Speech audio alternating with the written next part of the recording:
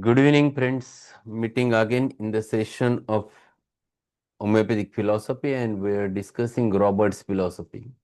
A very important chapter from Robert's philosophy is disease classification, and in that chapter, he started with the Sora.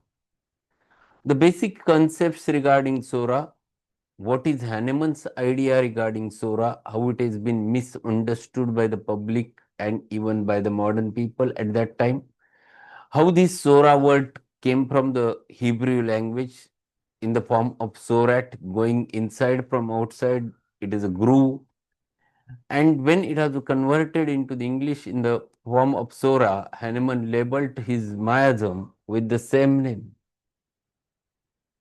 He labeled it by the name of Sora because the skin eruptions, the itch on the surface of the body, if applied by or if treated by local applications, enters inside, affects the internal human being, and going from less important organ to more important organ, causing the separation over there. And Hahnemann chose this specific name for his miasm. So Sorai is a big terminology which Hahnemann expected at that time, but people have misunderstood and people have considered might be just scabies or leprosy or different words which have been given over there. So certain aspects of it he tries to explain over there. We were there on page number 186. We have finished the first paragraph. Today will be on concluding part of this chapter, and we'll finish this chapter in today's session. It is the characteristic of the skin in these conditions that there is considerable itching and psoric for the psoric conditions, always itch. In fact, not only was the psora considered the mother of all diseases, but it might well have been considered as source of almost all subjective symptoms, especially those described by the patient sensation as if. So in the Sora, you're going to get each as a one primary symptom, but along with that, basically all the symptoms which are related to the person as a whole and which reflects in the form of functional disorders, and that's why patient talks in the sense of sensation as if. There are n number of sensations which you can get in the soric miasm. Sensations are more marked, the pains are more marked, pathology is very less. This is the difference between the venereal miasm and this non-venereal miasm. In non-venereal miasm, you're going to get more and more sensations. In venereal miasms, you're going to get more and more pathology, structural changes.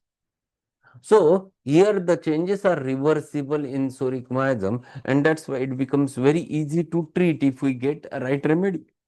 In classifying those constitutional diseases which have not run a course through so many centuries, that is the venereal classifications, it has not it has been noted that their action has been swifter, and while at times more destructive, the subjective symptoms have been present in the degree in which Sora has been present in the system. So if in your case there are more and more subjective symptoms are present, it itself indicates that it is definitely a psoric miasm in background. Because Sora has many subjective features where the feelings comes first, sensations comes first. But if patient talks very less about his pathology, he says and he comes, doctor, I am having liver cirrhosis.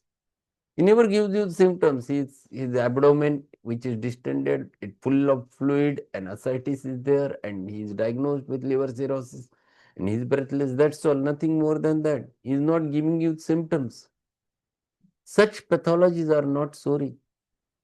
But where patient comes with lot of pains, doctor, I'm having very severe pain and I'm feeling better by bending double and aggravated by moving about and so and so. In number of subjective symptoms, subjective modalities, sensations, location, concomitant, everything comes into play. The definitely miasm is in background is always a sorry. Although fundamental miasm have their period of remission, latent states lasting perhaps for years without showing any manifestations. Some sudden crisis in the history of individual may rouse them to sudden eruption. The patient will become severely disturbed in health. These sites may be in the form of accidents, exposure, some slight infection, indiscretions of diet or hygiene, some apparently simple thing of all proportion to the serious consequences. In this class come pneumonias, following accidents and exposures, infections from slight wounds, almost all those grave states aroused by seemingly slight cause. So in this miasm specifically, you are going to get many times latent states. Person is asymptomatic, unless and until he is provoked by some exciting cause. The sora never explodes. It remains hidden, but slightest cause is sufficient in order to arouse the latent sora. Then it expresses in the form of different varieties of symptoms. The cause is always an exciting, and sometimes the indisposition is of a mild character, or sometimes it is of a grave character. If it is of a mild character, it never requires a medicine. But it is of a grave character, it definitely requires a acute remedy to tackle that situation. Here, the homeopathic physician, by taking into consideration the soric background, will bring into play the remedies that are related to their symptomatology to these periodic states, and he will able to do a most effective work. The development of similar remedy to meet these conditions led Hahnemann to understand the real nature of disease. He realized that it was the dynamic force of the remedy that made the dynamic force of the disease, and that the remedy must meet the disease on the dynamic plane, but that the drug dynamics must be more potent than the disease dynamics if the disease were to be eradicated. So, what he explains over there is the fundamental miasm, the sora. And if you are treating such acute states which are aroused because of some exciting factor, you got very perfect remedy. You have treated that with very perfect remedy, but background is soric. The fundamental miasm is sora. Unless and until you remove this fundamental miasm, you will not going to get complete cure. And for that purpose, you will require remedy which has that much of strength, that much which covers that miasm, which you have to give it in the same plane, dynamic plane, and that should be stronger than the natural disease. Then and then, the natural disease can be eradicated. So see, everything should match. It is not just a pace of the remedy. At the same time, the remedy's depth is very important to tackle that case. The action of the stigmata is to debilitate the life force, to deform the body, to dull the intellect, and up to upset the reason. The miasms are destructive in every way of both the mind and body, and they tear at the very spirit of man. It is disorganizing disease that fills the state institutions of every description, and we cannot meet these conditions intelligently until we recognize the ancient origin of disease and undertake its examination on the basis of the miasm. So he is explaining over here importance of miasm. He explains over there that chronic diseases always have a tendency to debilitate the patient. The strength getting lost day by day as the disease goes on increasing.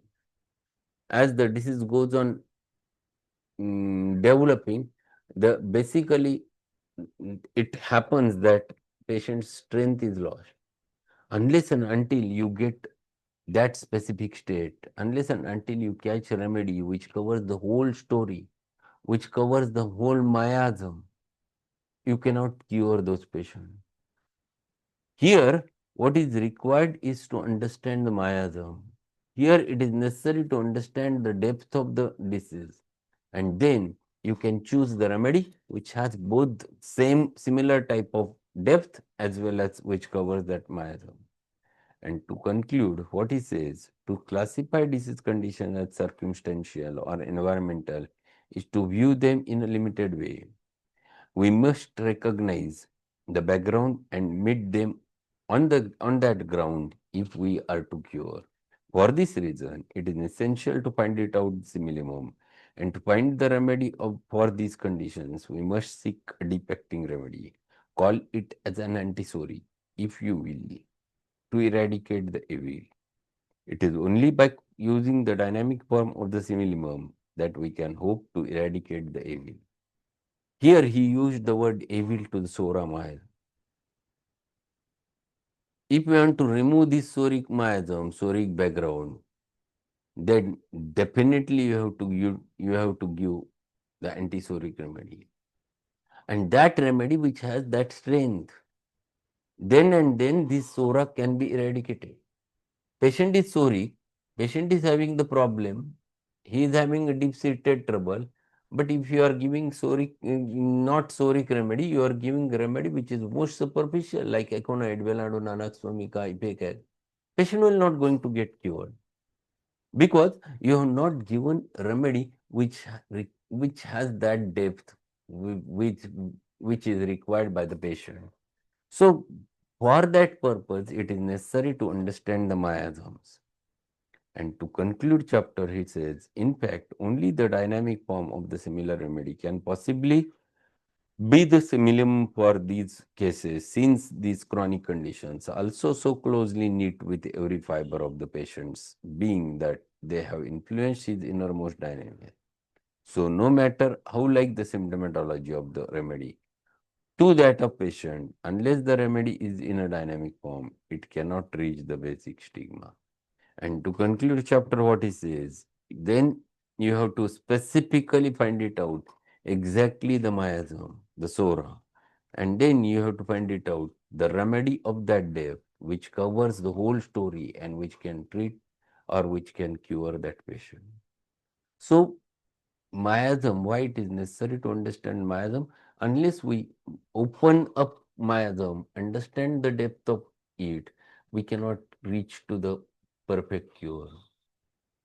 If you want to treat the pathologies, you must have study of miasms in detail.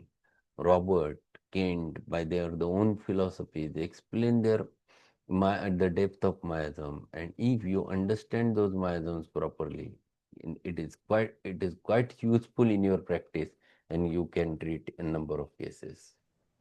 So that's all I have one regarding question, today. sir. Yeah.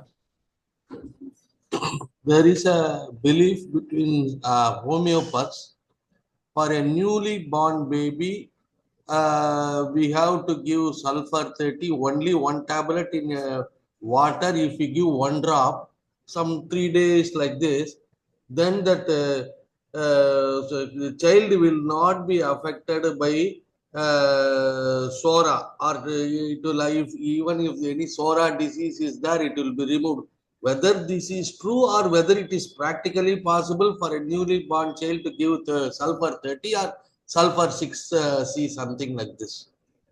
Most important thing is that unless there are some indications, you should not prescribe the remedy like this.